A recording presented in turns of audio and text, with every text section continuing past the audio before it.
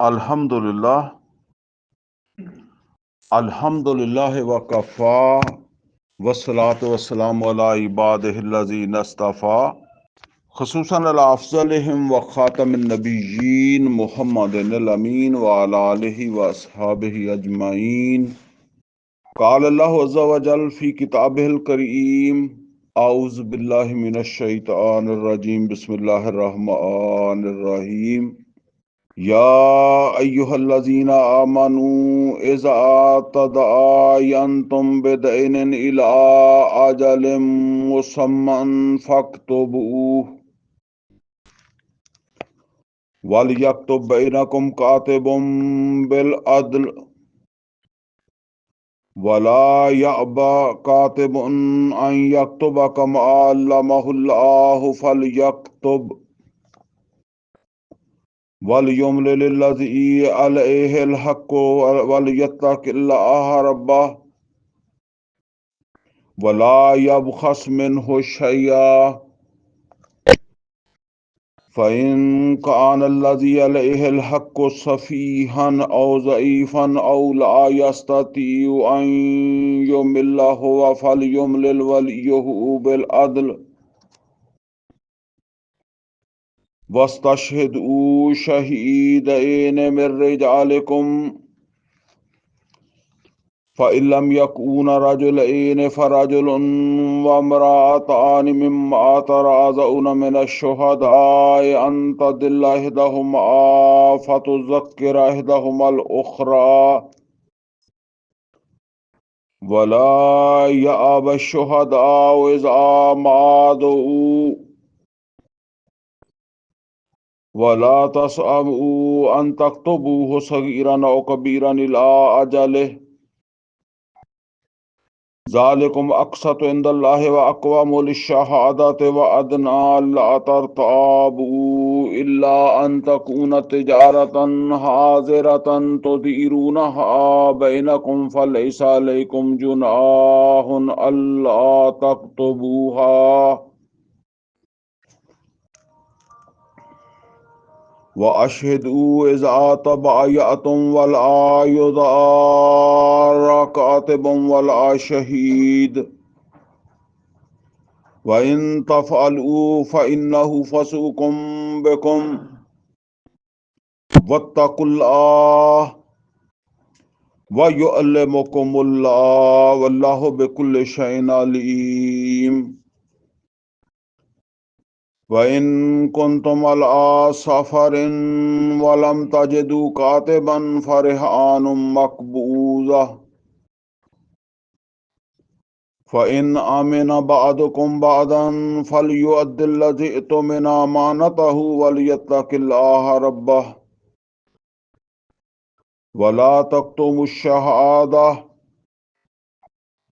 وَمَنْ يَكْتُمْهَا فَإِنَّهُ آثِمٌ قَلْبُهُ وَاللَّهُ بِمَا تَعْمَلُونَ عَلِيمٌ۔ صدق اللہ العلی العظیم۔ ربی اشرح لی صدری ویسر لی امری واحلل عقدۃ من لسانی یفقہوا قولی۔ اللہم ارنا الحق حقا وارزقنا اتباعہ وارنا الباطل باطلا وارزقنا اجتنابہ، آمین یا رب العالمین۔ عزیز دوستو، اس وقت سورہ بقرہ کی آیت نمبر 282 سے لے کر 283 نمبر آیات جو ہے نا، یہ میں نے تلاوت کی ہیں۔ الحمدللہ ہم سورہ بقرہ کے آخر تک پہنچ گئے ہیں، بس ایک کلاس ہماری جو ہے اور ہوگی، اور یہ سورہ بقرہ اور سورہ فاتحہ انشاءاللہ یہ پھر ہمارا یہ سلسلہ طریق القرآن کا جو ہے یہ مکمل ہو جائے گا۔ آج یہ جو آیات ہم پڑھ رہے ہیں، ان کے حوالے سے جو موضوع جس موضوع کا میں نے تعین کیا ہے، تو موضوع ہے لین دین اور اعتماد باہمی کی اہمیت۔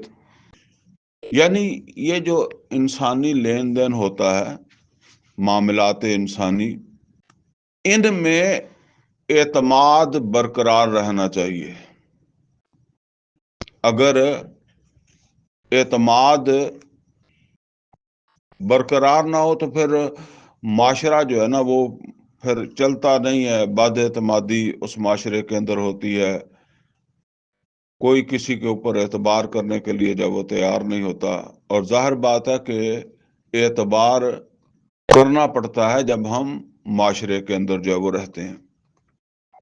تو یہ موضوع ہے ہمارا طریق القرآن کے حوالے سے۔ آج ہماری 48ویں کلاس ہے۔ اس سے پہلے 47 کلاسیں ہماری جو ہے وہ الحمدللہ ہو چکی ہیں۔ یہ جو اس مقام کے اوپر یہ مضمون جو بیان ہو رہا ہے نا، تو اس کی اہمیت سمجھ لیں۔ دیکھیں،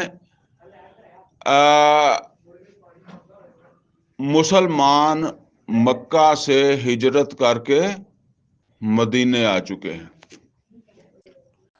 جب تک مسلمان مکہ میں تھے تو حقیقت میں اسلامی معاشرہ وجود میں نہیں آیا تھا۔ اب معاشرہ کیسے وجود میں آئے؟ ایک گھر ہے، اس گھر میں محمد اور رسول اللہ صلی اللہ علیہ وسلم کی دعوت پہنچی ہے،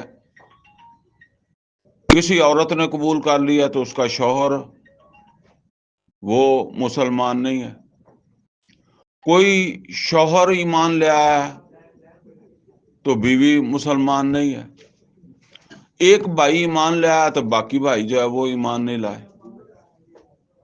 تو یہاں نوٹ کر لیں کہ رہ وہ ایک ہی گھر میں رہے ہیں، ٹھیک ہے نا، ایک ہی گھر میں رہ رہے ہیں، اس میں کوئی ایمان لے آیا ہے، تو اسی طریقے سے کوئی قبیلہ ہے، اسی میں سے کچھ لوگ جو ہے وہ ایمان لے آئے ہیں، باقی تو وہ معاملات جو ہے نا یا معاشرت جو ہے اسی طرح چل رہی ہے۔ بلکہ مکہ کا جو دور ہے نا، اس میں جو نکاح طلاق وغیرہ کے جو معاملات تھے وہ اسی طریقے سے چلتے رہے جیسے نبی صلی اللہ علیہ وسلم کی آمد سے پہلے چل رہے تھے نا۔ ظاہر ہے جہاں بھی کوئی معاشرہ آباد ہے تو اس کے کچھ نہ کچھ اصول ضوابط جو ہے وہ ہوتے ہیں نا، تو انہی اصول و ضوابط کے تحت نکاح بھی ہوتے تھے، طلاقیں بھی ہوتی تھی، اور بھی جو بھی معاملات ہوتے تھے وہ اسی کے مطابق ہوتے تھے۔ اللہ کی طرف سے ابھی یہ احکامات نہیں آئے تھے، یعنی شریعت محمدی کے احکامات نہیں آئے تھے۔ اس کی وجہ یہی تھی کہ ابھی معاشرہ بنا ہی نہیں ہے، اسی لیے بہت سارے احکامات نے، مثلا حالانکہ دیکھیں اب زنا ہے، چوری ہے، اسی طریقے سے شراب ہے، سود کی بندش ہے، اور بہت سارے احکامات ہیں، روزے کے احکامات نہیں آئے، حج کے احکامات نہیں آئے۔ یہ جو احکامات ہیں یہ ہجرت کے بعد جب مسلمان مدینے آ گئے نا تو اس وقت پھر یہ احکامات آنے شروع ہوئے ہیں، اور اس کی حکمت یہ ہے کہ اب معاشرہ وجود میں آ رہا ہے۔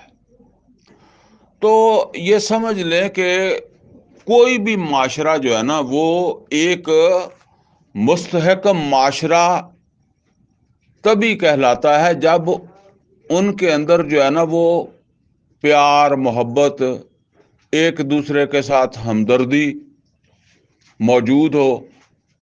اور ظاہر بات ہے کہ یہ ہمدردی کچھ بنیادیں ہوتی ہیں نا، نظریہ ایک ہو، یہ سب سے بڑی چیز ہے نظریہ۔ تو بہرحال جو ہے وہ اسی طریقے سے چیزیں ہوتی ہیں، برادری ہے، خون ہے، رنگ ہے، نسل ہے، زبان ہے۔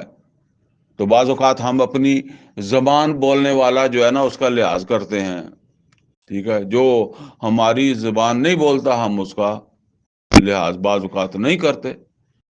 کوئی مثال کے طور پر پنجابی ہیں تو پنجابی ہونے کی وجہ سے اس کا لحاظ کرتے ہیں، اس کی جگہ اگر کوئی پختون ہوگا یا کوئی سندھی ہوگا تو ہم وہ لحاظ نہیں کریں گے، ٹھیک ہے نا، مطلب معاشرے کے اندر اس طرح کی چیزیں ہیں نا۔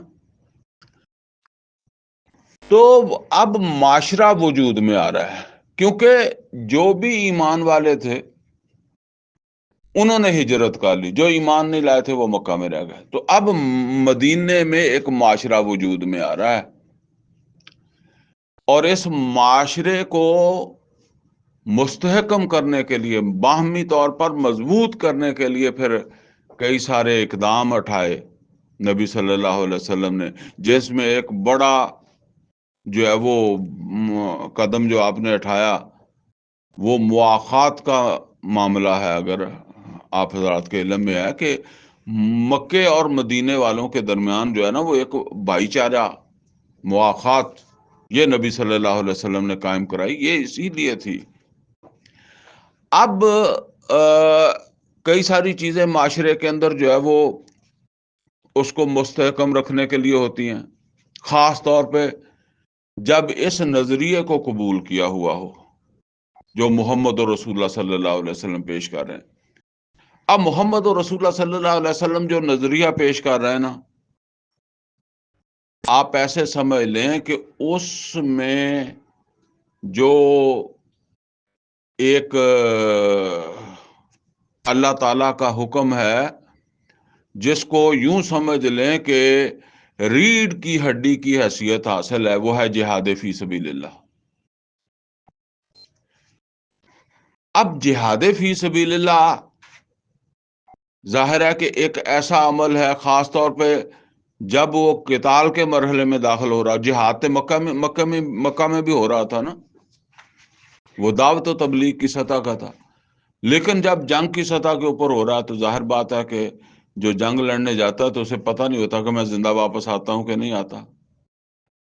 اگر مر گیا ہے تو اس کے پیچھے بچے، بیوہ، ماں باپ.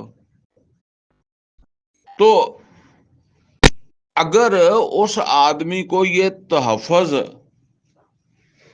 جو ہے وہ کا احساس نہ ہو کہ میرے مرنے کے بعد میرا معاشرہ جو ہے نا وہ اس کا خیال رکھے گا، میرے یہ مسائل جو ہے نا یہ ان کو نظر انداز نہیں کرے گا، تو ظاہر ہے پھر وہ بے جگری کے ساتھ جو ہے وہ قتال کرے گا، جنگ کرے گا، پھر اسے جان کی پرواہ نہیں ہوگی.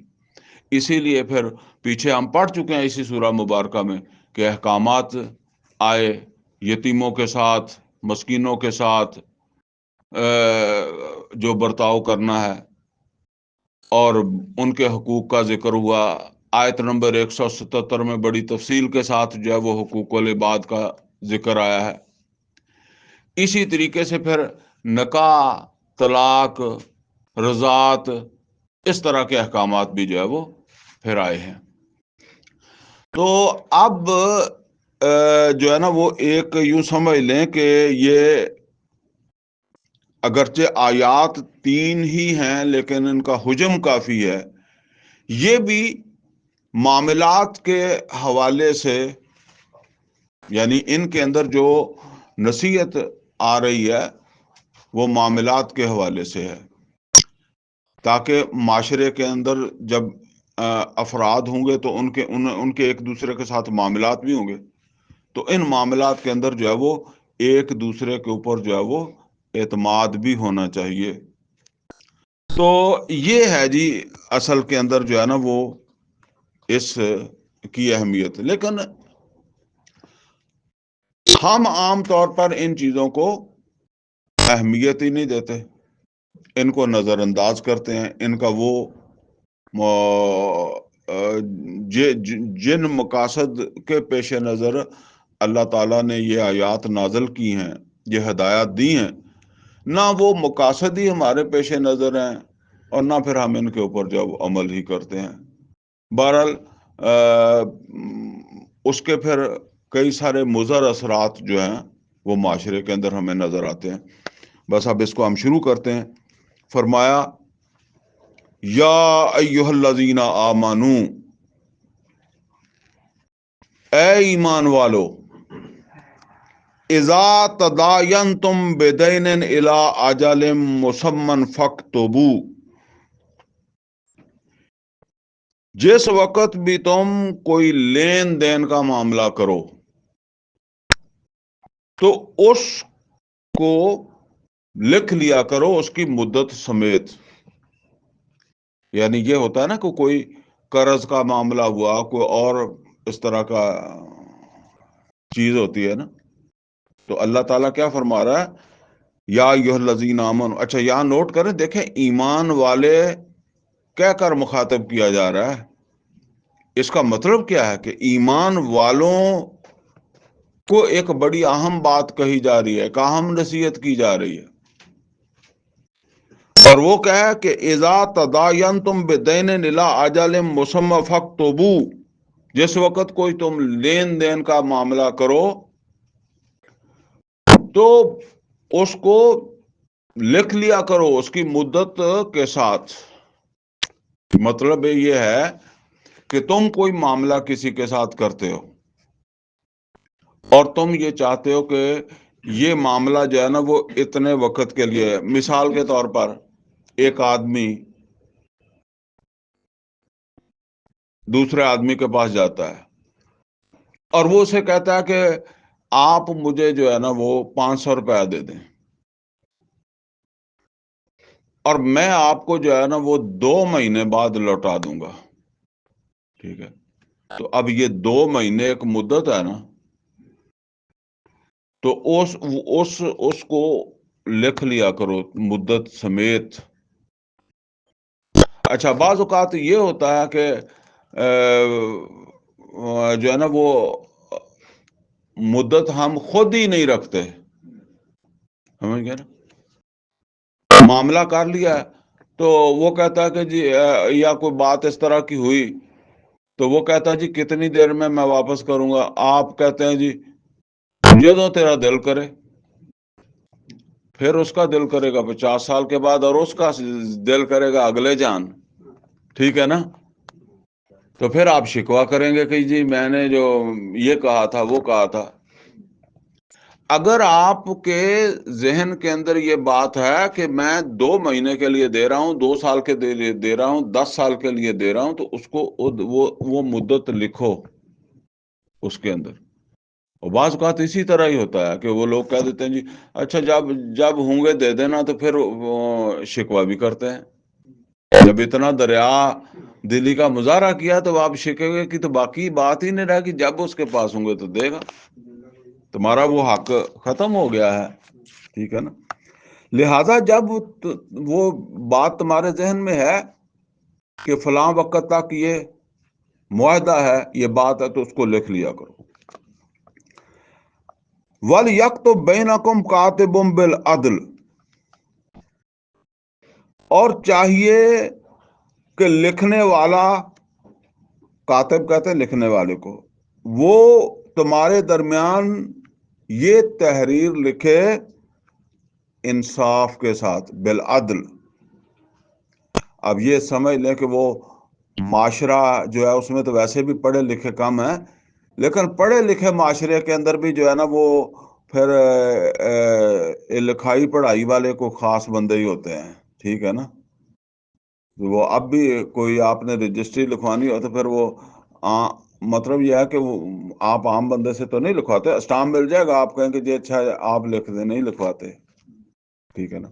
تو اس میں پھر کئی چیزیں ہوتی ہیں. تو فرمایا کہ وَلْيَكْتُبْ بَيْنَكُمْ كَاتِبٌ بِالْعَدْلِ. اب اللہ تعالیٰ وہ لکھائی کرنے والا جو ہے، کاتب جو ہے نا، اس کو یہ فرما رہے ہیں کہ اس کو بھی چاہیے کہ وہ انصاف کے ساتھ لکھے.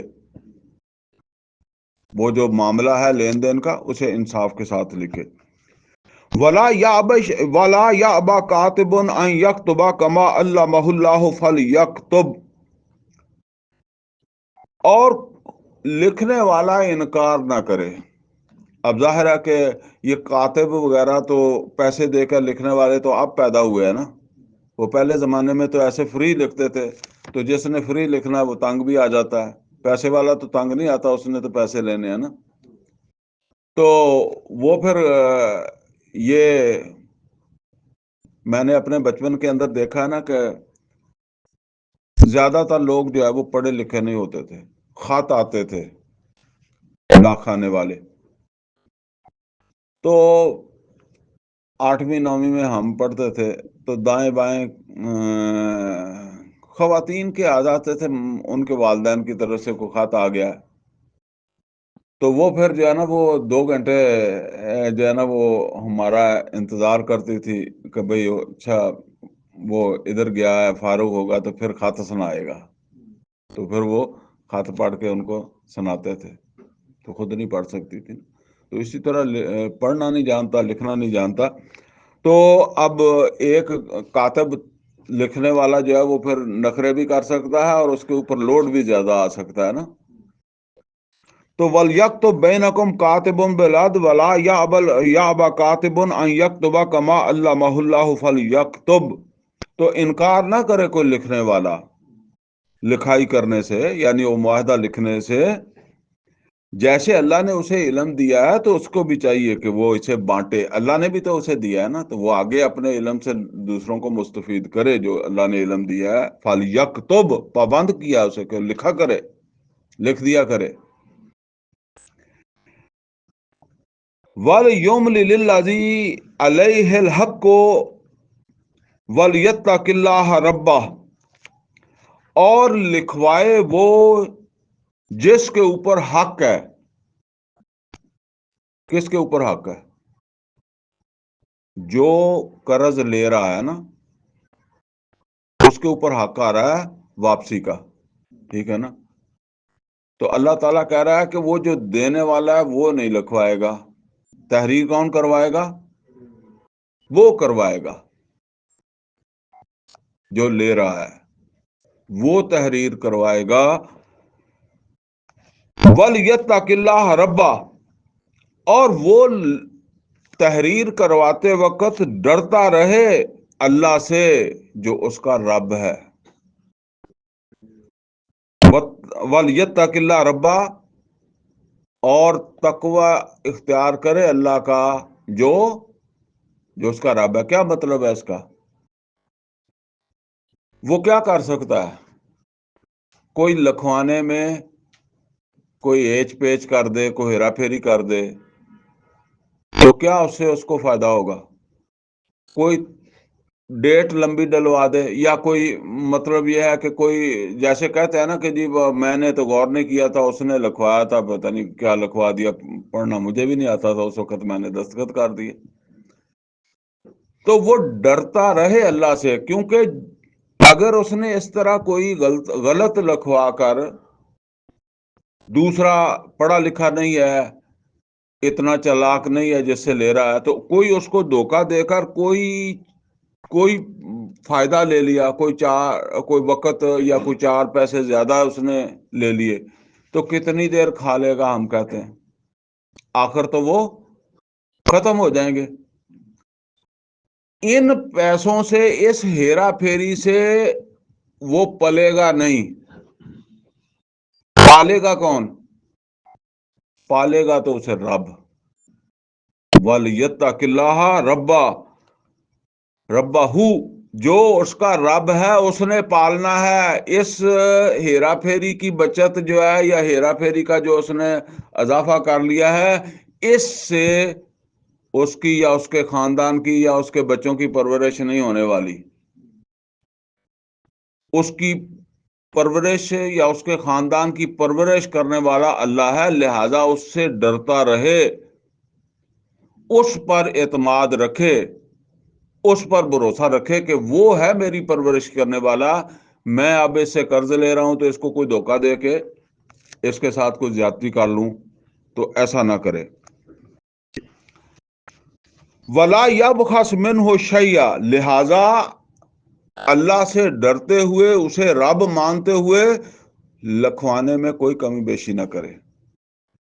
یعنی لے زیادہ، لکھوا تھوڑا دے، کیونکہ اسے لکھوانے کا حق دیا ہے نا اللہ نے، کہ جو قرض لے رہا ہے وہ ہی تحریر بھی کروائے.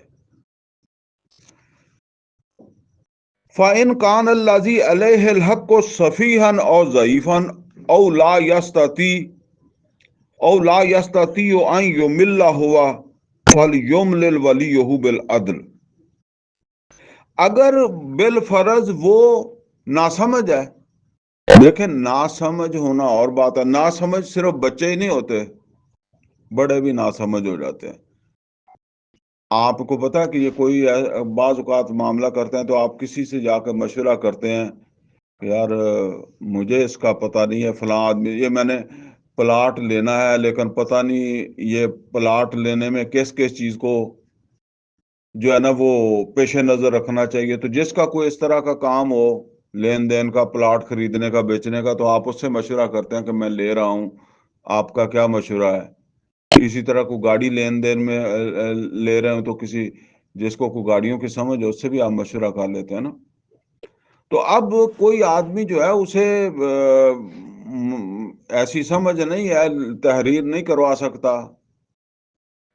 قرض لے رہا ہے لیکن اسے تحریر نہیں کروانی آتی. تو فرمایا کسی وجہ سے بھی اگر وہ اتنی سمجھ نہیں رکھتا یا اس میں کوئی اور ذوف ہے، بعض اوقات گونگا ہی ہے، اب گونگے نے لینا ہے قرض.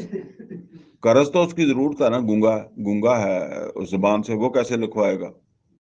نابینا ہے، کوئی اور ذوف ہے اس کے اندر، یا او لا یستطیع، اور یا کسی وجہ سے بھی وہ اس میں صلاحیت نہیں ہے، آئیں یا ملا ہوا کہ وہ لکھوا سکے، لکھوانے کی اس میں صلاحیت نہیں ہے. فَلْيُمْلِلْ وَلِيُّهُ بِالْعَدْلِ، تو اس کا کوئی ولی لکھوائے گا. یعنی جیسے کہتے ہیں نا کوئی اس کی طرف سے ہو کر جس کے اوپر وہ اعتماد کرے گا کہ جی یہ میرا وکیل ہے، جیسے ہم کہتے ہیں کہ یہ لکھوائے گا میری طرف سے. تو فرمایا پھر وہ وکیل لکھوائے یا اس کا ولی لکھوائے، اور اس کو بھی اللہ تعالیٰ کیا فرما رہا ہے کہ وہ بھی لکھوائے عدل کے ساتھ، انصاف کے ساتھ. آگے کیا فرمایا، وَاسْتَشْهِدُوا شَهِيدَيْنِ مِن رِّجَالِكُمْ، اور گواہ بنا لیا کرو اپنے میں سے دو مردوں کو. ایسے کبھی قرض آپ نے لیا؟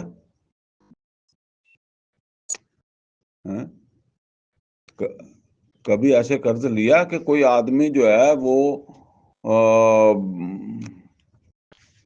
وہ کسی کے پاس قرض لینے جائے ہمارے معاشرے میں، اور وہ کہے کہ بھئی ٹھیک ہے قرض میں تمہیں دیتا ہوں، تو دو گواہ بلا لیتے ہیں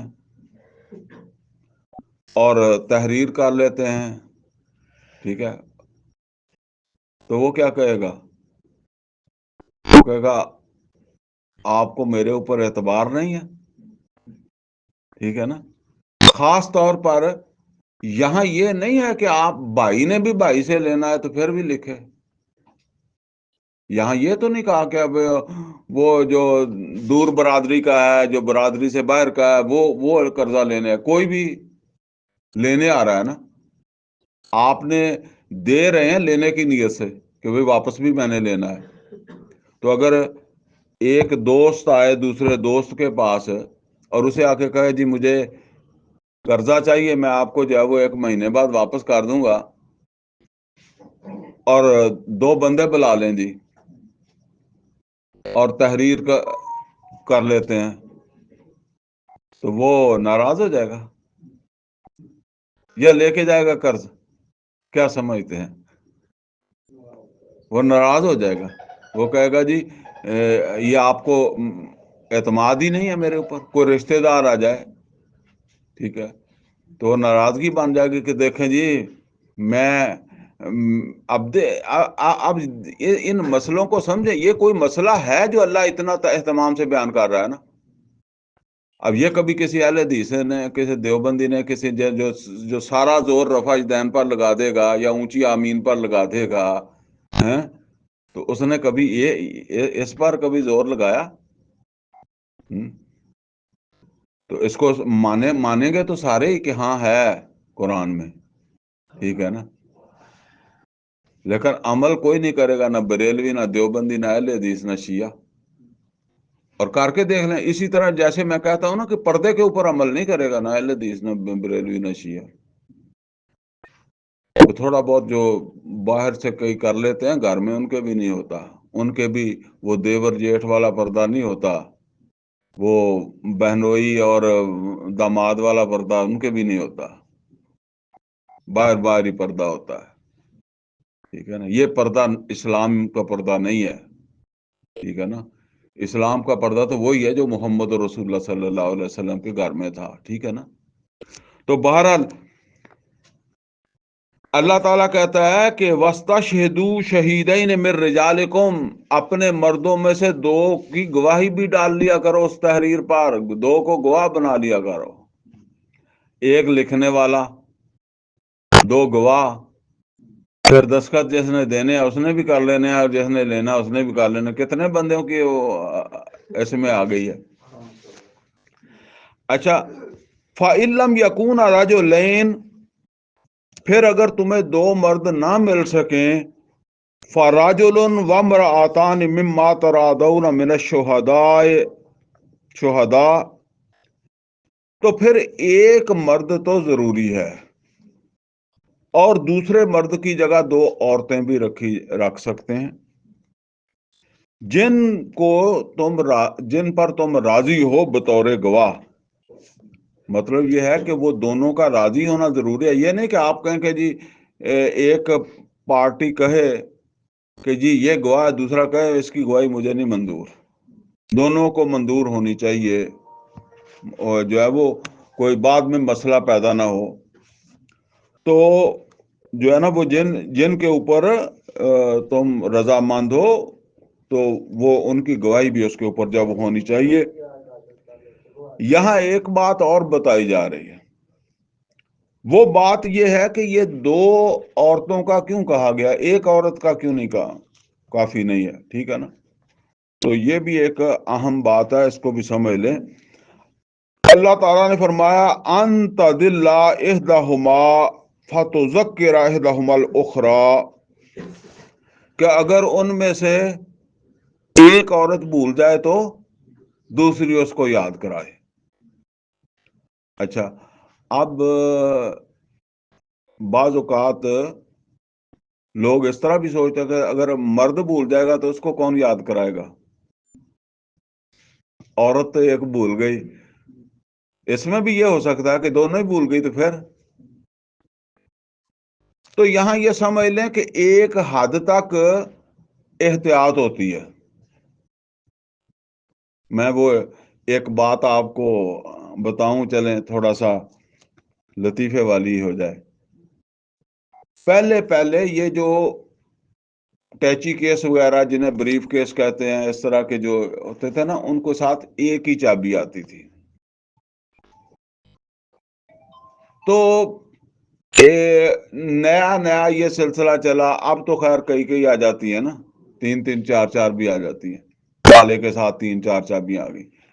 تو وہ دو چابیاں بھی انہوں نے اس وقت ابھی 2 چابیوں والے بھی آنے شروع ہو گئے۔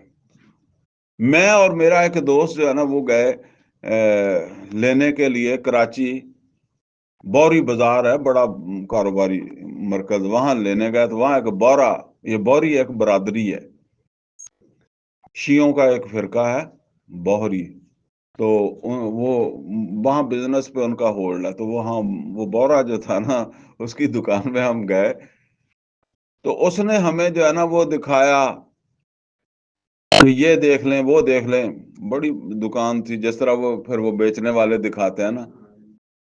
تو وہ کہنے لگا کہ اس کے ساتھ 2 چابیاں بھی ہیں، یعنی باقیوں کے ساتھ ایک ہے، اس کے ساتھ 2 چابیاں بھی ہیں۔ تو وہ جو میرے ساتھ لڑکا تھا نا، تو وہ کہنے لگا کہ ہاں یہ 2 چابیوں والا ہی ہم نے لینا ہے، ایک گم بھی ہو سکتی ہے۔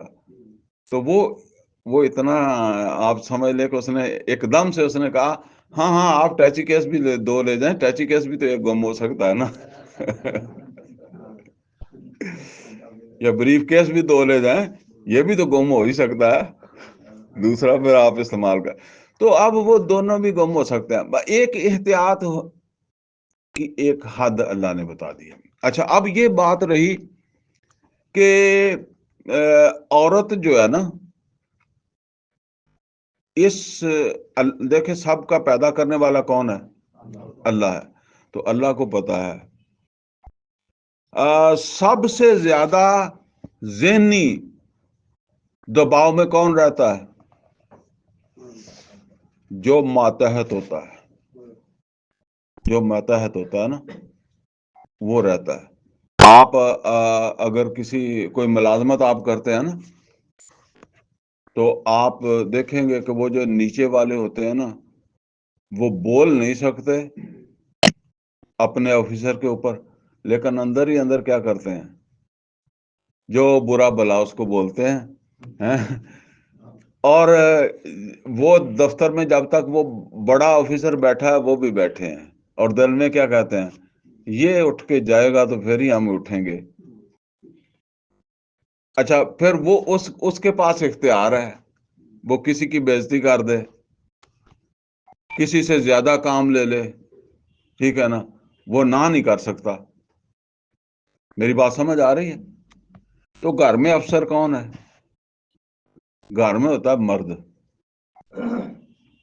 اچھا، وہاں یہ ہے دفتر میں کتنی دیر ڈیوٹی کرتے ہیں آپ؟ 8 گھنٹے۔ تو 24 گھنٹے میں 8 گھنٹے آپ وہاں ڈیوٹی کرتے ہیں نا، تو اگر وہاں آپ کو 24 گھنٹے ڈیوٹی کرنی پڑ جائے اس کے متحد، تو پھر آپ کو پتا چلے گا کہ بھئی یہ کتنا مشکل ہے، ٹھیک ہے نا۔ وہ عورت جو ہے نا، اس نے 24 گھنٹے ایک بندے کے متحد رہنا ہے۔ وہ اللہ نے ایک بنا دیا ہے نا کہ الرجال قوامون علی النساء، اور آپ یہ سمجھ لیں جو بھی بڑا ہوتا ہے نا، بڑا تو خیر اللہ ہی ہے، لیکن اللہ نے بنا دیا ہے نا، تو وہ کئی دفعہ بیٹا جو ہے نا، وہ باپ سے اختلاف کر رہا ہوتا ہے، لیکن باپ اس کے تھپڑ مار دیتا ہے۔ بیٹا کیا سمجھ رہا ہوتا ہے کہ باپ غلط ہے، لیکن باپ اسے تھپڑ بھی مار دیتا ہے، پھر وہ اسے برداشت کرنا پڑ جاتا ہے، ٹھیک ہے۔ تو یہ اصل کے اندر مسئلہ ہے۔ اللہ تعالیٰ نے عورت کے اندر جو ہے نا، وہ یہ بھول جانے کی صفت جو ہے نا وہ رکھی ہے۔ یہ اس کے اندر ایک ایسا معاملہ رکھا ہے۔ یہ کئی دفعہ آپ نے جو دیکھا ہوگا، جن کی شادیاں ہو گئی ہیں ان کو یہ پتا ہوگا، وہ گھر سے لڑکے نکلتے ہیں، اور پھر جب وہ گھر جاتے ہیں تو جاتے وقت عورت بھول چکی ہوتی ہے اس لڑائی کو۔ بندہ شاید نہ ہی بھولا ہو، وہ بھول چکی ہوتی ہے اس کو، ٹھیک ہے نا۔ تو یہ اصل میں اللہ تعالیٰ نے ایک سسٹم رکھا ہے انسانوں کے اندر، تاکہ ورنہ پھر اس کو 24 گھنٹے وہ تو جیسے آپ کو 24 گھنٹے آپ کہتے ہیں جی کتے افسر کا تبادلہ ہو جائے نا، یہ جو لوگ ملازمت کرتے ہیں نا ان سے پوچھیں، وہ کہتے ہیں جی کتے چلا جاوے تو ساری کوئی نوکری آسان ہو جاوے، ٹھیک ہے نا۔ تو پھر وہ کیسے رہے گی ایک ایسے مرد کے ساتھ؟ تو بس وہ اسی لیے پھر اللہ تعالیٰ نے، یعنی اس کو اللہ نے کوئی نقص نہیں رکھا، بلکہ یہ اس کے لیے ایک فائدے مند چیز رکھی ہے کہ بس زندگی تو گزارنی ہے نا، باقی وہ زیادتی کرتا ہے تو اللہ کے ہاں بھگتے گا۔ لیکن یہاں تو ایک گھریلو آپ یوں سمجھ لیں کہ ایک سسٹم چلانا ہے نا، ورنہ تو پھر روزانہ ہی جو ہے وہ مار کٹائی یا طلاقیں ہوتی پھریں گی۔ تو ایک رکھی ہے ایک حد تک یہ بات کہ وہ عورت درگزر کر جاتی ہے، بھول جاتی ہے، بات کو نظر انداز کر دیتی ہے، ٹھیک ہے۔ تو فرمایا کہ انت دل احدہما فتذکر احدہما الاخری، کہ ان میں سے ایک بھول جائے تو دوسری اس کو یاد کروا دے۔ ولا یأبی الشہداء اذا ما دعوا، اور انکار نہ کریں گواہ جب انہیں بلایا جائے۔ یعنی یہ بھی اب کیونکہ گواہی دینے کے لیے پھر آدمی سوچتا ہے کہ جی میں گواہی دوں گا تو جو ہے نا وہ، خاص طور پہ آپ دیکھیں ہمارے معاشرے کے اندر اگر کوئی کسی کو گواہی کا کہا جائے تو اس کو پریشان ہو جاتا ہے، وہ کہتا ہے جی وہ دوسرے کے ساتھ میری دشمنی ہو جائے گی، ٹھیک ہے نا، پھر مجھے یہ جا کر گواہی دینی پڑے گی۔ اور ویسے ملک کا نظام بھی ایسا ہی ہے کہ وہ جس نے کیا ہوتا ہے وہ تو چھوٹ جاتا ہے، لیکن وہ گواہ جو ہے نا وہ پھنس جاتے ہیں، تو یہ جو ہے وہ یہاں اللہ تعالیٰ فرما رہا ہے کہ ولا یا بشہداء اذا ما دعوا، جب گواہوں کو بلایا جائے تو وہ انکار نہ کریں. اور اس کے علاوہ بات یہ ہے کہ جس وقت ان کو گواہی کے لیے بلایا جائے، ایک تو یہ ہے نا لکھتے وقت گواہی دیں، ایک یہ ہے کہ کل کو ان کا جھگڑا بن گیا، مسئلہ بن گیا، تو اب بھی تو گواہ آئیں گے نا. تو جب بلایا جائے تو وہ پھر انکار نہ کریں، وہ آئیں. وَلَا تَسْأَمُوهُ أَن تَكْتُبُوا صَغِيرًا أَوْ كَبِيرًا إِلَىٰ أَجَلِهِ. ذرا پھر نوٹ کر لیں. وَلَا تَسْأَمُوا، دیکھو سستی نہ کیا کرو، ان تَكْتُبُوهُ، کہ تم اس کو لکھو، لکھنے سے سستی نہ کیا کرو. صغیرن او کبیرن الی اجل، بے شک تھوڑا ہو یا زیادہ ہو اس کی مدت کے ساتھ. ٹھیک ہے نا. اب دیکھیں کہ یہ ذرا نوٹ کریں کہ کبھی آپ قرآن حکیم میں اس تفصیل کے ساتھ نماز کا یا کوئی اور چیز ایسے آیا ہے اتنی باریک بینی کے ساتھ؟ تو اگر اس کی اہمیت ہی نہیں ہے تو پھر اتنا بیان کرنے کی کیا ضرورت ہے؟ تو فرمایا کہ سستی نہ کیا کرو، ان تک تو وہ صغیرن او کبیرن الی اجل. یہ اس لیے کہ وہ معاشرے کے اندر پھر الجھاؤ پیدا ہوتا ہے نا، کیونکہ فساد پیدا ہی اسی وقت ہوتا ہے جب لوگوں کے باہمی معاملات خراب ہو جاتے ہیں نا، ان میں بد اعتمادی ہو جاتی ہے تو فساد ہوتا ہے. میں نے کئی دفعہ آپ سے کہا نا کہ وہ جو فساد فی الارض ہے نا، وہ فرشتوں نے کہا تھا قالوا اتجعل فیہا من یفسد فیہا ویسفک الدماء. وہ کوئی یہ نہیں تھا کہ یہ نماز نہیں پڑھے گا، یہ روزہ نہیں رکھے گا، یا کوئی اس طرح کی کوئی بات نہیں تھی. اصل میں یہ فساد ہے. ٹھیک ہے نا. ذالکم اقسط عند اللہ واقوم للشہادۃ وادنا اللہ ترتابوا. اب اللہ تعالیٰ فرما رہے ہیں کہ یہ زیادہ مبنی بر انصاف ہے اللہ کے ہاں کہ تم لین دین کو لکھو. وَأَقْوَمُ لِلشَّهَادَةِ، اور یہ گواہی کو قائم رکھنے والی چیز ہے. وَأَدْنَا أَلَّا تَرْتَابُوا، اور یہ زیادہ قریب ہے کہ تم بھولنے نہ پاؤ، تمہیں شبہ نہ ہو. اچھا یہاں نوٹ کر لیں، بعض اوقات بندے کی نیت جو ہے وہ خراب نہیں ہوتی، لیکن بندے کو یاد ہی ایسے آ جاتا ہے. مثلا کوئی بات ہے نا، وہ ہوئی کسی اور طریقے سے ہے، میرے دماغ میں وہ کسی اور طرح سے بیٹھ گئی ہے.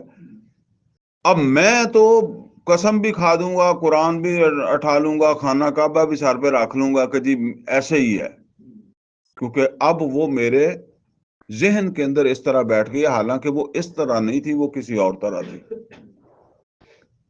تو اللہ تعالیٰ کہتا ہے کہ یہ اس زیادہ مبنی بر انصاف بات ہے، گواہی کو قائم رکھنے والی ہے، اور تاکہ تم شبہ میں نہ پڑ جاؤ. اب میں ایک واقعہ آپ کو سنا دوں، اس سے ذرا بات واضح ہو جاتی ہے. یہ جب یہ مسجد بن رہی تھی تو ظاہر بات ہے کہ وہ میں امیر حلقہ تھا تنظیم اسلامی کا بہاول نگر بہاولپور کا. تو اس وقت یہ مسجد جو ہے نا، یہ اس کا کوئی کام ہو رہا تھا یا تعمیر ہو رہی تھی، مجھے اب ایگزیکٹ یاد نہیں ہے. تو دوسرا میرا یہ کاروبار بھی تھا غلہ منڈی کے اندر. میرے پاس ہی اس کا حساب کتاب بھی پیسوں کا بھی ہوتا تھا. ایک آدمی دوست اپنے شہر کا، میں اب نام نہیں لیتا کسی کا، وہ میرے ساتھ اس کا لین دین میرے ساتھ چل رہا تھا. مطلب ایسا نہیں ہے میں اس کی کوئی نیت والی بات نہیں ہے یا میری نیت والی بات نہیں ہے، لین دین ہمارا تھا.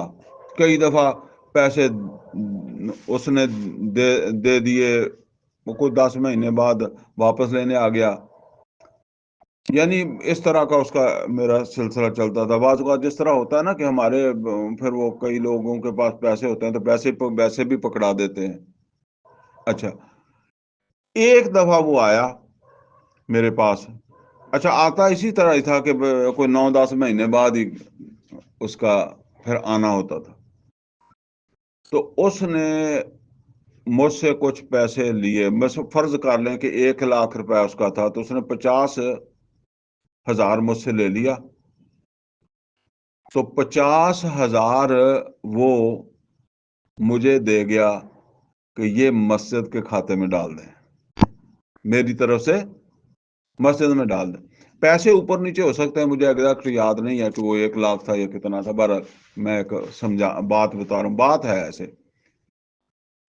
اچھا وہ میں نے کہا ٹھیک ہے، رسید پھر میں کاٹ دوں گا، میں نے رسید کاٹ دی، پیسے اس کھاتے میں جمع کر دیے، اس کے کام ہو رہا تھا، پیسے تو خیر لگتے رہتے تھے۔ اچھا وہ کوئی آ گیا 11-12 مہینے یا 13 مہینے کے بعد، تو میرے پاس بیٹھا رہا باتیں کرتے کرتے، اب میرے پاس تو اس کا پیسہ کوئی نہیں ہے، تو وہ مجھے کہتا کہ مجھے وہ 50,000 دے دیں جو آپ کے پاس ہے۔ میں نے کہا نہیں ہے میرے پاس پیسے، تو کوئی نہیں ہے۔ اب دیکھیں کتنا تعلق ہے، اعتماد ہے ایک دوسرے کے ساتھ۔ اب جیسے سعید صاحب ہیں، میں ہوں، مطلب اب میں اسے کہہ رہا ہوں کہ پیسے نہیں ہے، پیسے تو میں نے اسے کہا کہ پیسے تو آپ لے گئے تھے، اچھا یاد مجھے بھی نہیں ہے کہ وہ مسجد کے کھاتے میں دے گیا تھا۔ اب یاد مجھے بھی نہیں ہے، لیکن مجھے اتنا یاد ہے کہ یہ آیا تھا تو کھاتا تو کلیئر کر دیا تھا میں نے۔ اچھا اس بندے کو بھی اپنے اوپر بڑا اعتماد تھا، وہ کہتا نہیں پیسے 50,000 ہے، خیر وہ ایک تعلق بھی ایسا تھا کہ بہت زیادہ تو پھر ہم کھینچ تان نہیں کر سکتے تھے، تو میں نے اسے اٹھا کر پیسے دیے، میں نے کہا آپ لے دیں، اس نے کہا نہیں میں ایسے نہیں لیتا۔ پیسے میں لے کر نہیں گیا تو میں یہ بھی نہیں لیتا، مطلب یہ میں آپ اپنی طرف سے دے رہے ہیں نا، تو میں یہ بھی نہیں لیتا، لیکن وہ پیسے میں نہیں لے کر گیا۔ اچھا اندر ہی اندر مجھے بھی غصہ آئے کہ یہ کیسی غلط بات کر رہا ہے، لے گیا ہے لیکن کچھ نہیں کہہ سکتا تھا، چلا گیا۔ بعد میں ہماری ایک دوسرے کے ساتھ کوئی ملاقات تو ہوئی بھی، لیکن وہ پیسے جو ہے نا وہ میرے ہر وقت ذہن کے اندر جو ہے نا، وہ کیونکہ وہ کسی اور جگہ سے جب آتا تھا تو 2-3 ہفتے رہتا تھا یہاں شہر میں، تو وہ چل رہا تھا صبح شام۔ میں عام طور پر وہ پورے درسوں کے چکر کاٹ کے تو جب آتا تھا نا، تو دکان کا میں ویسے کام تو نہیں کرتا تھا، کام تو وہ میرا بھائی کرتا تھا، لیکن حسابات میں آ کر سارے جو ہے نا وہ سب میں ہی کرتا تھا، حساب وغیرہ۔ اچھا مجھے وہ اس پورے سفر میں بھی پریشانی کہ یار وہ کیا بات ہوئی ہے، وہ پیسے نہیں لے کر گیا تو پھر کدھر گئے، میرے پاس تو اس کے وہ پیسے بھی نہیں ہیں۔ اچھا ایک دن رات کو جب بیٹھتا تھا تو رات کو 1-2 بجے تک میں اپنا وہ دکان پر بیٹھا ہوا نا حساب کرتا رہتا تھا۔ اچھا ویسے میرے خیال میں آیا کہ وہ میں نا اندازن جہاں وہ مجھ سے پیسے لے کر گیا تھا، میں وہ جو ہماری کتابیں ہوتی ہیں نا روکڑ جسے کہتے ہیں، اس کو جب وہ کھول کر میں نے نا، شاید روکڑ بھی بدل گئی تھی اس دوران، وہ نکالی۔ اچھا میری ایک عادت تھی کہ میں وہ کچی پینسل سے نا وہاں اس طرح زیادہ کوئی آئٹم ہوتے تھے تو وہ لکھ بھی دیتا تھا، کچی پینسل سے بعد میں مٹا بھی دیتا تھا۔ اتفاق سے وہ میں نے جہاں لکھے تھے نا وہ مٹائے نہیں تھے، تو وہاں وہ میں نے لکھا تھا 50,000 روپے ادھر مسجد کے کھاتے کا۔ تو آپ یقین کریں کہ رات کے 1-1:30 بجے مجھے اتنی خوشی ہوئی، وہ رسید کٹی ہوئی تھی، لیکن مسئلہ یہ کہ ادھر دماغ نہیں جاتا تھا نا کہ وہ ادھر چلے گئے ہیں تو اس کو کیوں دیکھوں۔ میں نے اس 1:30 بجے اس کو فون کیا، سوئے ہوا جگایا، میں نے کہا جی آ جاؤ پیسے تمہارے مل گئے ہیں۔ مجھے کہنے لگا صبح آؤں گا، میں کہا نہیں ابھی آؤ۔ اچھا آیا تو پھر میں نے اسے جب میں نے بتایا کہ کہتا جی پھر بات تو ٹھیک ہے نا، میں لے کر تو نہیں گیا۔ ٹھیک ہے نا۔ اب بات یہ ہے جی، اگر بالفرض یہ مجھے نہ ملتا تو اس کے ذہن میں اب بھی ایسا ہی رہتا، اور میرے ذہن میں یہ رہتا کہ یہ لے گیا ہے، پتہ نہیں کس کو اس نے کہیں پھینک دیے یا کسی اور جگہ استعمال کر لیا، بخام خائی کہہ رہا ہے، ایک بدگمانی پیدا ہوتی نا۔ تو لازمی نہیں آپ یہ سمجھیں کہ کوئی بد نیتی سے ایسا کرے گا۔ اب وہ لکھا ہوا نہ ملتا تو مسئلہ ہی تھا، رسیدوں کو کس نے دیکھنا تھا؟ رسیدوں پھر کوئی اور پیچھے جمع کرا جاتے ہیں، رسیدیں تو کبھی ہم نے پیچھے الٹا کے دیکھی نہیں ہے، وہ تو ذہن میں آتا تو اس کو دیکھتے نا۔ تو رسید وہ لے کر بھی نہیں گیا تھا، رسید تو وہیں لگی ہوئی تھی، نام کی کٹنے کے بعد کاپی میں لگی ہوئی تھی، رسید بک میں۔ تو بہرحال یہ ہے جی، فرمایا کہ یہ انصاف اللہ تعالیٰ کے زیادہ مبنی پر انصاف ہے یہ طریقہ، اور گواہی کو قائم رکھنے والا، اور اس لیے بھی کہ تم شبہ میں نہ پڑو۔ الا ان تکون تجارتن حاضرتن تدیرونها بینکم فلیس علیکم جناح الا تکتبوها، سوائے اس کے کہ تم کوئی حاضر تجارت کرو جو تم جو ہے وہ آپس میں لیتے دیتے رہتے ہو، فلیس علیکم جناح، تو اس کے اوپر تو کوئی گناہ نہیں ہے، اللہ تکتبو، اگر تم نے اس کو نہیں لکھا تو موقع کے اوپر ہی جو ہے وہ کوئی چیز آپ دے رہے ہیں لے رہے ہیں، تو پھر اس میں تو نہیں بھی لکھا تو کوئی بات نہیں ہے، ٹھیک ہے۔ وَأَشْهِدُوا إِذَا تَبَايَعْتُمْ، گواہ بنا لیا کرو جب کوئی سودا کرو۔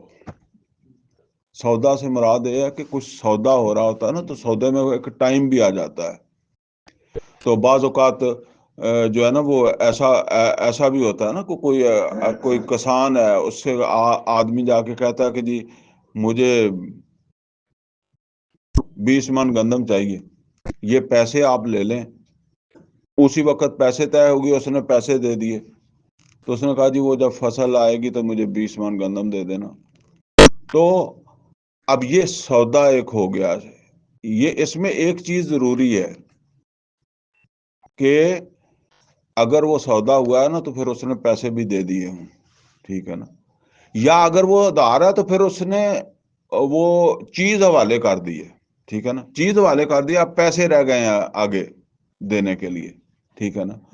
تو اس کے اوپر جو فرمایا کہ وَأَشْهِدُوا إِذَا تَبَايَعْتُمْ، گواہ بنا لیا کرو جب کوئی سودا کرو تو، وَلَا يُضَارَ كَاتِبٌ وَلَا شَهِيدٌ، تو نقصان نہ دے نہ کوئی کاتب لکھنے والا نہ کوئی گواہ، یعنی لکھنے والا بھی کوئی ڈنڈی مار سکتا ہے نا، کسی کی طرفداری کر سکتا ہے، خواہ لینے والے کی یا قرض دینے والے کی حمایت کر لے، دوسرے کی مخالفت کر لے، اسی طریقے سے گواہ بھی کسی کی طرفداری کرنے لگ جائے۔ تو فرمایا کہ ولا یزار، اور اسی میں یہ بات بھی ہے کہ نقصان نہ پہنچایا جائے نہ کسی کاتب کو نہ کسی گواہ کو، یہ دونوں مفہوم ہے اس کے۔ بعض اوقات یہ بھی ہوتا ہے نا، کہتا ہے تو میرے خلاف گواہی دے رہے ہیں، تو اس کو ڈراوا دے رہا ہے یا اس کا کوئی نقصان کرے، یا لکھنے والے کا کہے کہ میں نے تو ایسے نہیں کہا تھا، تو نے ایسے لکھ دیا، جان بوجھ کے ہی اس کے اوپر ڈالے۔ تو کسی کاتب کو، لکھنے والے کو یا گواہ کو پریشان نہ کیا جائے، مطلب یہ ہے نہ وہ کسی کو نقصان دے۔ وَإِن تَفْعَلُوا فَإِنَّهُ فُسُوقٌ بِكُمْ، اگر تم ایسا کرو گے تو یہ تمہاری طرف سے گناہ کی بات ہوگی، نافرمانی ہوگی۔ وَاتَّقُوا اللَّهَ، اللہ تعالیٰ سے ڈرو ایسی نافرمانی کرنے سے، یعنی کوئی لکھنے والا یا کوئی گواہ جو ہے نا وہ کسی کو نقصان پہنچائے، خواہ وہ لینے والا ہو، قرض لینے والا ہو یا دینے والا ہو، کسی کو نقصان پہنچائے تو اس سے بھی بچو، اور اس سے بھی بچو کہ کوئی قرض لینے والا یا دینے والا کسی گواہ یا کاتب کو پریشان کرے۔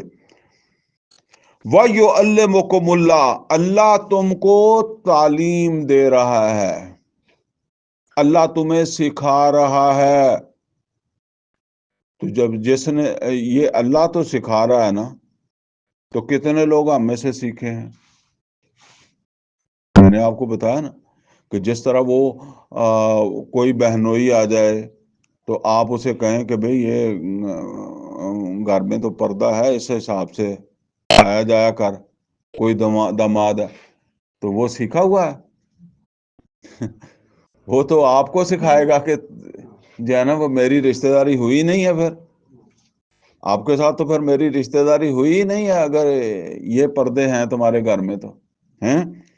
تو اسی طریقے سے جو ہے وہ جب اس طرح کے لین دین کی کسی تو سے کوئی بڑا سے بڑا جو ہے نا وہ کوئی مولوی کو بھی تمہارے پاس قرض لینے آئے نا، تو اس کو کہنا کہ بھائی میں ابھی گواہ بلاتا ہوں تو لکھ لیتے ہیں اس کو، تو وہ بھی ناراض ہو کے چلا جائے گا۔ وہ بریلوی ہو، دیوبندی، اہل حدیث ہو، وہ نہیں لکھنے کے لیے تیار ہوگا۔ تو وَيُعَلِّمُكُمُ اللَّهُ، اللہ تعالیٰ تم کو تعلیم دے رہا ہے، سکھا رہا ہے۔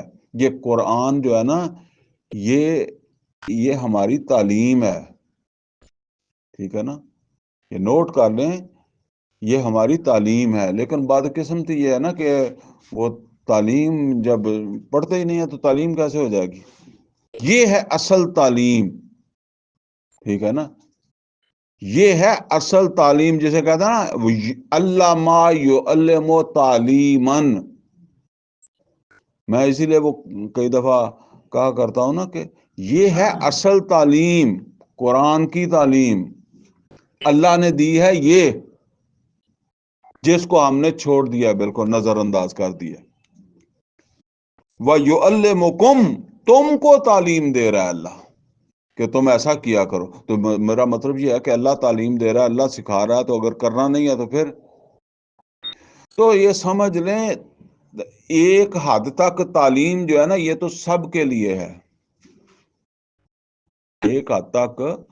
اب یہ جو آپ نے پڑھا ہے ابھی تک، اس کے لیے کسی مفتی کی ضرورت ہے؟ اس کے لیے تو مفتی کی ضرورت نہیں ہے، ٹھیک ہے نا۔ تو وہ جو کہتے ہیں 14 علم سیکھ کر ہیں 14 یا 20 یا 40 پتہ نہیں کتنے علم ہیں، اس کے بغیر نہیں پڑھنا، انہوں نے کبھی یہ بات کی ہے؟ کبھی یہ چیز سکھائی ہے؟ کبھی انہوں نے خود عمل کیا؟ ٹھیک ہے۔ اصل بات یہ ہے جی، یہ ہمارے جو ہے نا وہ معاشرے کے اندر جو ہے نا وہ یہ ایک غلط سوچ پیدا ہو گئی ہے کہ قرآن جو ہے نا وہ عام لوگوں کو نہیں سیکھنا چاہیے، عام لوگوں کو نہیں پڑھنا چاہیے۔ تو یہ سمجھ لیں یہ جتنا میں پڑھاتا ہوں یہ عام آدمی کے لیے ہی ہے، یہ خاص کے لیے ہے ہی نہیں ہے۔ خاص کا کوئی مسئلہ ہوگا نا تو پھر وہ اس کے لیے اور مل جائیں گے، پھر وہ خاص مل جائیں گے آپ کو۔ واللہ بکل شیء علیم، اللہ کو تو ہر چیز کا علم ہے، لیکن تو تمہیں علم دے رہا ہے، تمہیں سکھا رہا ہے، یعنی واللہ بکل شیء علیم، اللہ کو تو سب علم ہے۔ یہ علم کس کو دے رہا ہے؟ یہ وہ تم کو دے رہا ہے۔ تو اگر تم نے قرآن سننا ہی نہیں ہے، سیکھنا ہی نہیں ہے، سمجھنا ہی نہیں ہے، تو پھر تم نے علم کہاں سے حاصل کرنا ہے؟ پھر کس سے کہانیاں سننے ہیں نا۔ وَإِن كُنتُمْ عَلَىٰ سَفَرٍ، اب دیکھیں یہ اتنی تفصیل کے ساتھ لین دین کے معاملات اللہ بتا رہا ہے۔ ان کنتم علی سفرین، اگر تم سفر میں ہو، وہاں لین دین کا مسئلہ بن گیا، اب پردیس ہے، وہاں تم گواہ رکھ لو گے تو تم جب اپنے دیس میں آ جاؤ گے تو پھر گواہ کہاں ڈھونڈو گے؟ ٹھیک ہے نا، یا وہاں کوئی لکھنے والا نہیں ہے، یا تم دو ہی آدمی ہو، ایک کو ضرورت پڑ گئی ہے دوسرے سے کوئی قرض لینے کی۔ فرمایا وَإِن كُنتُمْ عَلَىٰ سَفَرٍ، اگر تم سفر میں ہو، وَلَمْ تَجِدُوا كَاتِبًا، اور وہاں تمہیں کوئی لکھنے والا نہ ملے، ٹھیک ہے نا۔ اب سفر میں ہے تو لکھنے والا نہیں ہے. فرحان مقبوضہ، تو کوئی چیز رہن رکھ دیا کرو، اس کے حوالے کرو. وہ اس بات کا ثبوت ہے کہ جو ہے نا وہ یہ جب چیز تو نے میرے حوالے کی تھی تو اس وقت میں نے تجھے قرض دیا تھا، یا تو یہ چیز میں نے تجھے دی تھی. فرحان مقبوضہ، تو کوئی چیز اس کے قبضے میں دے دیا کرو. اچھا، اب یہ مسئلہ بن سکتا ہے کہ سفر میں ہے، یہ آپ یہ نہ سمجھے کہ جی کسی دشمن کے ساتھ آپ نے سفر کرنا ہے. اپنے بھائی کے ساتھ کریں گے، دوست کے ساتھ کریں گے نا. وہ دوست سے جب لینا دینا ہے تو اس کو کوئی لکھنا ہے نا. اصل تو زیادہ خرابی تو دوستوں کے اندر دوری پیدا ہوگی تو ہونی ہے نا. دشمن کے ساتھ آپ کی کیا دوستی ہے، کیا نزدیکی ہے. تو دو بھائی ہیں، دو دوست ہیں، ان کو رستے میں ایک دوسرے سے کچھ لینا دینا پڑ گیا، تو اگر کوئی چیز بھی نہیں ہے جسے اس کے قبضے میں دیا جا سکے، تو فرمایا فَإِنْ آمِنَ بَعْضُكُمْ بَعْضًا، پھر اگر کسی نے دوسرے کو امانت دار سمجھ لیا، دوسرے کا اعتبار کر لیا، مجبوری ہے جی رستے میں ان کو ضرورت پڑ گئی ہے، تو دوسرا جو ہے اس نے اس کی ہیلپ کر دی ہے. ٹھیک ہے، کوئی چیز نہ تو کوئی وہاں گواہ مل سکتے تھے، نہ کوئی لکھنے لکھانے کا سلسلہ تھا. اگر گواہ جو ملتے تو وہ تو پھر گواہ پردیسی تھے نا، تو اس کے تو گواہی کا کوئی فائدہ بھی نہیں تھا، وہ بعد میں ملنے ہی نہیں تھے. جھگڑا تو آپ کا گھر آ کے پڑنا تھا نا. تو اب اس کو جو ہے وہ دے دیا. کیسے دے دیا؟ بغیر ہی لکھائی پڑھائی کے، کہ چلیں یہ واپس کر دے گا. فرمایا فَإِنْ آمِنَ بَعْضُكُمْ بَعْضًا، پھر اگر کسی نے اعتبار کر لیا، یعنی جب کوئی دے گا تو وہ اعتبار کر کے ہی دے گا نا. تو اس نے اپنے دوسرے دوست یا بھائی کے اوپر کیا کیا؟ اعتبار کر لیا، ایسے ہی اعتبار کر لیا. تو فرمایا فَإِنْ آمِنَ بَعْضُكُمْ بَعْضًا، تو پھر اگر کسی نے اعتبار کر لیا دوسرے کا، اس طرح کی صورت میں کہیں سفر میں کوئی اس طرح کے حالات تھے کہ اس کو کچھ دے دیا، فَلْيُؤَدِّ الَّذِي اؤْتُمِنَ أَمَانَتَهُ، تو چاہیے کہ پھر وہ اس کو امانت کی طرح لوٹائے. یعنی یہ اب قرض کی بات نہیں رہ گئی، بلکہ کیا بن گیا ہے، یہ ایک قسم کی امانت بن گئی ہے کہ اس نے اس کے پاس جیسے امانت رکھی ہے نا. تو امانت کے بارے میں کیا فرمایا؟ لا ایمان لمن لا امانت لا ولا دین لمن لا عہد لا، اس سے کوئی امان نہیں جو امانت دار نہیں ہے. تو پھر وہ ایسے ہی اس کو لوٹائے جیسے امانت لوٹائی جاتی ہے.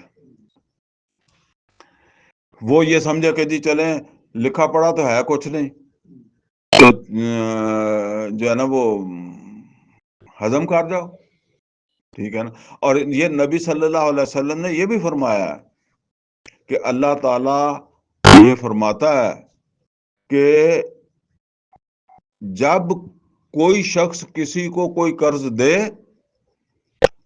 اور وہ اللہ کی ان تعلیمات پہ عمل نہیں کرتا، ایسے ہی دے دیتا ہے، اور پھر وہ کھا جاتا ہے یا کوئی بدگمانی پیدا ہو جاتی ہے، تو پھر اللہ سے دعا کرتا ہے اللہ تو فیصلہ کر، میں سچا ہوں.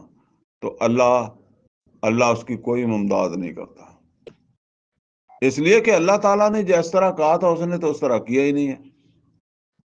تو وہ اب اللہ کی امداد نہ مانگے. وجہ کیا ہے کہ اس نے اللہ نے جو رستہ بتایا تھا اس کے اوپر اس نے عمل نہیں کیا، لہذا وہ عمل کرے. تو اس میں ساری بات یہ ہے، دیکھیں یہاں ہم جو بات کرتے ہیں اس کا ایک نتیجہ نکلنا چاہیے.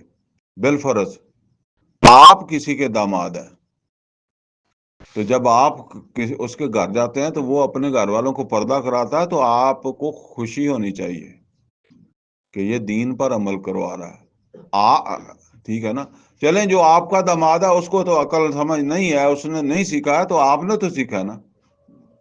اور دوسرا یہ ہے کہ آپ جب کسی کے گھر جائیں تو آپ نے سیکھا ہوا ہے نا، تو آپ انہیں بتائیں کہ جی دیکھیں میرے سے پردہ ہے، یہ میری سالیوں کا بھی اور یہ دوسریوں کا بھی، لہذا یہ میرے پاس نہ آئے، مجھے ایک آپ سائڈ کے اوپر ہی جب رہنے دیا کریں۔ آپ یقین کریں، میری ایک روٹین ہے، میں کبھی کسی عزیز اپنے بھائی کے گھر میں بھی نہیں گھستا۔ لوگ تو ایسے گھس جاتے ہیں جیسے کتا سیدھا ہی جائے نا، بالکل پوچھتا ہی نہیں ہے کہ کیا گھستے ہیں۔ میں نہیں ایسے جاتا ہی نہیں ہوں، بلکہ میں کوشش کرتا ہوں کہ ان کا جو کچھ سائڈ کا کمرہ ہے نا، وہاں ہی بیٹھ کر اگر کوئی ملاقات ہے، معاملہ ہے، کر کے وہ آ جاؤں۔ مجھے عادت ہی نہیں ہے ایسے ہی گھس جانے کی، کسی کے گھر میں بھی۔ اپنے سگے بھائی جو ہے نا، ان کے گھروں میں بھی نہیں میں ایسے جاتا۔ تو جب آپ خود سیکھا ہوا ہے تو آپ کو تو عمل کرنا چاہیے نا، تو آپ ہی اس کی پرواہ نہ کریں۔ تو اسی طریقے سے جب کوئی آپ کو کہے کہ آپ کسی سے لینے جائیں، کو قرض لینے جائیں، کو مانگیں، تو وہ آپ سے کہے کہ جی ہاں لکھ لکھا کرتے ہیں، تو آپ کو غصہ آ جائے، تو پھر آپ نے کیا سیکھا ہے؟ تو یہ تو شرع ہے، دین ہے۔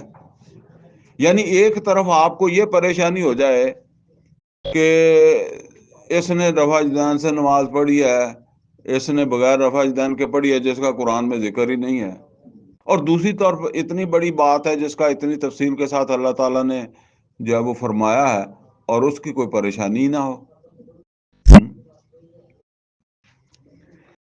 تو فرمایا کہ وَلْيَتَّقِ اللَّهَ رَبَّهُ، تو اس کو بھی چاہیے، کس کو چاہیے؟ جس نے بغیر لکھے پڑھے دے دیا ہے نا، سفر وغیرہ کی اس طرح کی کسی اضطراری کیفیت میں دے دیا چلو، تو اللہ تعالیٰ کہتا ہے کہ وہ اسے ہضم نہ کر جائے، وہ اسے امانت کی طرح جو ہے وہ لوٹائے۔ وَلْيَتَّقِ اللَّهَ رَبَّهُ، یہ دوسری دفعہ آ رہا ہے، تو وہ ڈرتا رہے اللہ سے جس نے اس کو پالنا ہے، وہ اس کا رب ہے۔ اس کا رب کون ہے؟ ان پیسوں سے پلے گا نہیں وہ، ان کو کھا کے، ان کو ہضم کر کے وہ یہ سمجھے کہ نہیں وہ ٹھیک ہے، اس کو نہیں سمجھتا، اور بات ہے، پالنے والا اللہ ہے۔ جب وہ بند کر دے گا تو پھر آپ نے سارے جہان کو بھی لوٹ لیا نا، تو پھر بھی بھوکے کے بھوکے ہی رہ جاؤ گے۔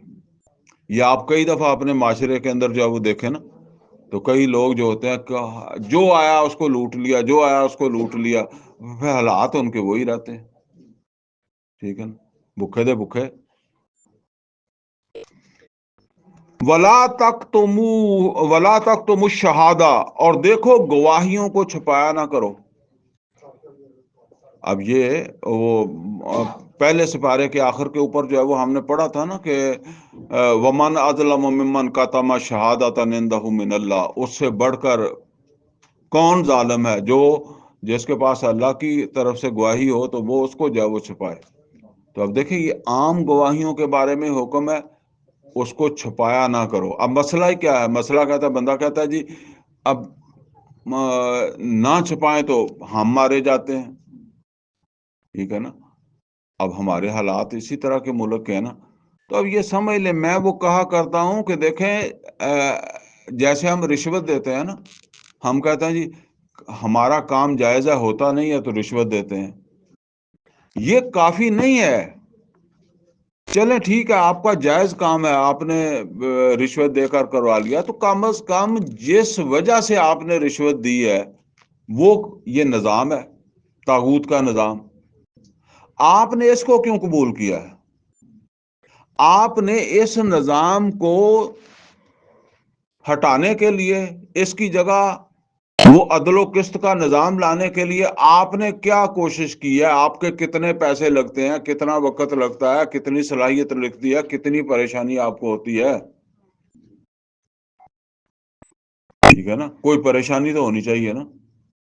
ایک بچہ گھر میں بیمار ہونا تو بندہ سو نہیں سکتا، ٹھیک ہے نا، بچہ بیمار ہے تو مطلب پورا معاشرہ جو ہے وہ مجبوروں کا معاشرہ ہے جی، بس ہر کوئی رشوت دے کے کام کرائے گا، اور اللہ کہتا گواہی چھپاؤ نا، اور مجھے بھی ڈر ہے۔ وہ جیسے ہوتا ہے نا کہ بھئی کرنے والا چھوٹ جائے گا، گواہ نہیں پھنس جائے گا، ٹھیک ہے نا، لیکن کیوں پھنس جائے گا؟ وہ اس نظام کی وجہ سے۔ تو اس نظام کو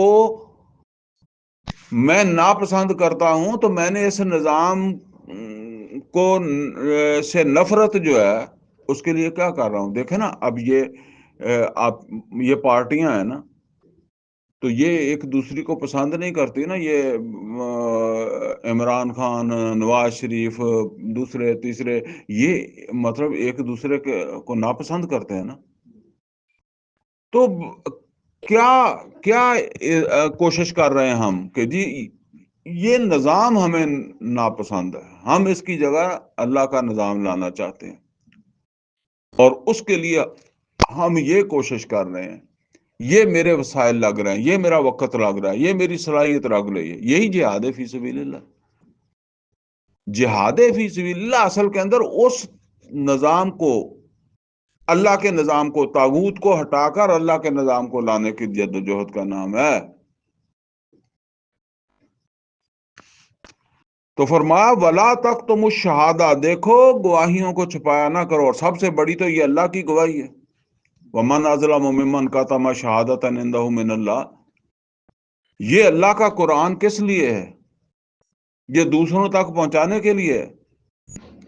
تو دیکھیں نا، یہودی ظالم ہیں، کیونکہ انہوں نے وہ اللہ کی گواہیاں چھپا دی، اللہ کا شہادہ چھپا دیا، تو ہم نے بھی چھپا دیا۔ ہمیں خود ہی نہیں پتا کہ اس کتاب کے اندر جو ہے وہ کیا نصیحتیں اللہ تعالیٰ نے ہمیں کی ہیں۔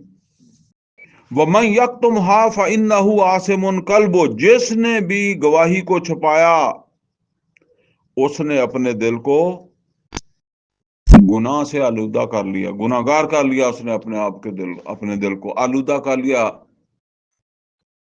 وَاللَّهُ بِمَا تَعْمَلُونَ عَلِيمٌ، اور تم جو کچھ بھی کرتے ہو